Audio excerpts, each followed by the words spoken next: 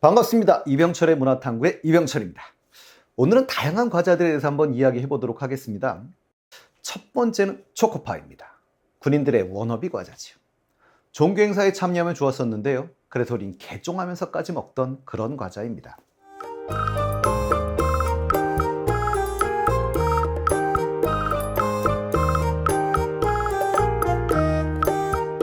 초코파이는 오리온이 출시한 과자죠. 그래서 원래는 상표명이었습니다.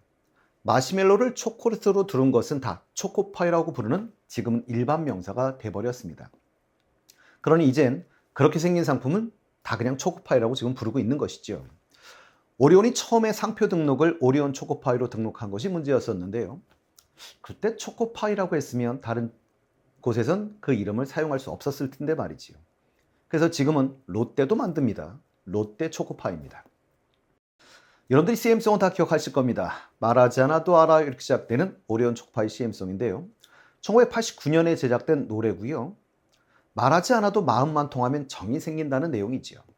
그래서 우리에게 거의 로고처럼 떠오르는 단어, 정. 다양한 편곡을 거쳐서 지금까지 쓰이고 있는데요. 이 곡을 만든 분이 명곡 30쯤의 원작자 강승원 씨입니다. 후배의 부탁을 받아서 만들어준 곡이고요. 대가는요.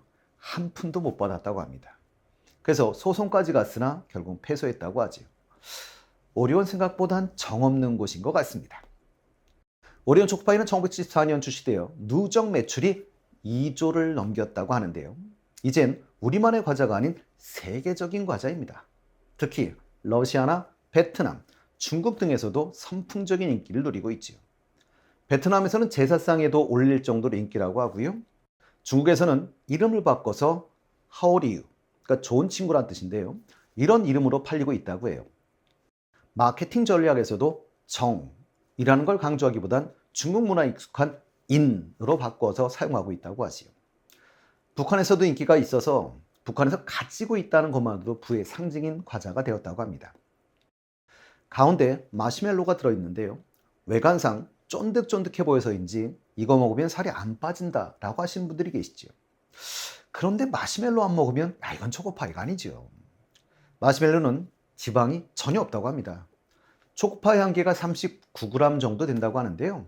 그중에서 마시멜로가 8g 정도를 차지하고요. 칼로리는 대략 20칼로리 정도라고 하니 살찌는 수준은 아닌 것 같습니다. 자, 오늘 보려는 두 번째 과자는 새우깡입니다. 우리가 꼭 묻죠. 새우깡에는 새우가 들어가나요? 예, 들어갑니다. 90g짜리 한 봉지에 대략 4마리 정도가 들어간다고 해요. 그런데 봉지의 함량을 한번 잘 보시면 국산 50%, 미국산 50%라고 쓰여 있으니 국산이 2마리, 미국산이 2마리가 들어가고 있다는 뜻이 되겠죠. 배를 타고 가거나 해안공원에서 갈매기들에게 우린 새우깡을 주는데요. 들고 있으면 갈매기가 모여들어서 가져가기도 하고 던지면 잘 받기도 하지요.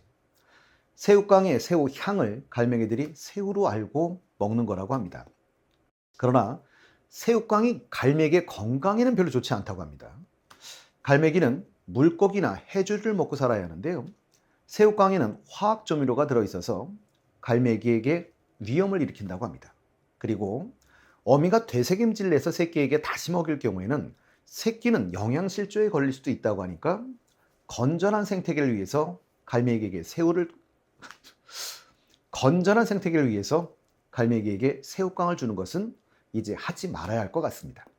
손이 가요, 손이 가. 새우깡에 손이 가. CF송 중에서 가장 기억에 남는 광고일 것 같아요. 패러디도 정말 가장 많이 됐던 CM송 중에 한 곡이기도 하죠. 2020년에는 가수 비가 광고하기도 했었습니다. 1일 1깡, 1일 3깡 이란 용어가 유행하기도 했었지요. 비의 깡이란 노래와 함께 콜라보한 광고였었는데요. 깡이라는 공통점으로 광고 모델로 발탁됐던 경우였었습니다. 맛동산 먹고 즐거운 파티. 맛동산입니다. 혜태제과에서 1975년에 출시한 과자고요. 출시 초기 당시 이름은 맛보다였지만 판매 부진으로 이름을 맛동산으로 바꾸고 재출시하면서 스테디셀러가 된 그런 케이스지요. 실제로 물엿과 땅콩가루로 버무린 과자인데요. 롯데제과에서 붐비나 오리온에서 도릴이라는 짝퉁을 만들었지만 모두 깔끔하게 망했습니다. 그런데 요즘 사 먹어보니 땅콩가루는 거의 보이지가 않고요. 양도 현격히 줄이셨습니다. 가격은 놀랍습니다. 11월 11일 빼빼로데이입니다. 이제 누구나 아는 날이 되었지요. 그러니 이건 상업적 마케팅이 성공한 경우라고 볼 수 있는데요. 실제로 빼빼로의 11월 매출이 연간 매출의 절반을 넘는다고 합니다. 그리고 출시되었던 빼빼로의 종류가 50가지가 넘는다고 해요. 2012년 혜태저가에서 감자칩 개발 특별팀이 만들어집니다. 그 당시 혜태 생생 감자칩 있었습니다. 오리온의 포카칩, 농심 켈로그의 프링글스에 밀려서 열세인 그런 상황이었었죠.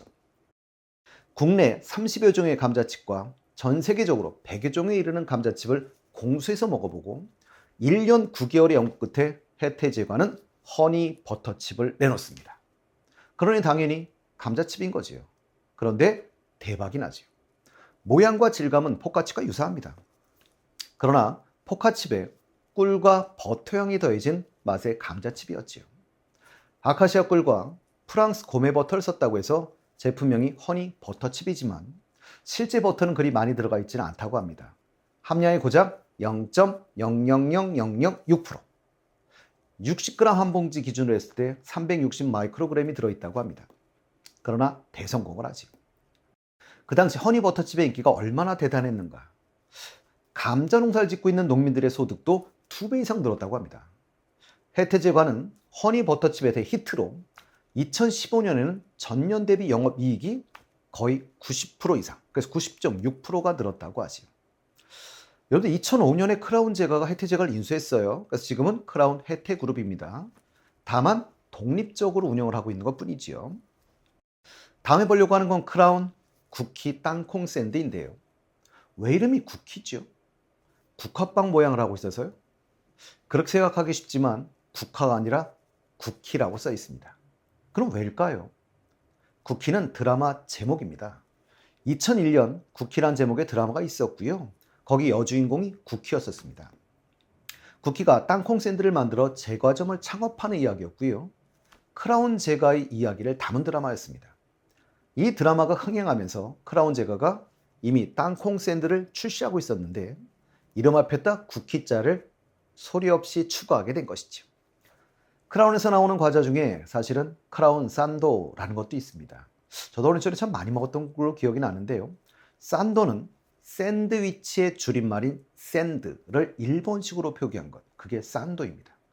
그러니 정확한 표기를 한다면 크라운 샌드라고 표기하는 것이 맞을 것 같네요. 다음 시간에 우리가 잘못 알고 있는 과자들에 대해서 한번 소개해 보도록 하겠습니다.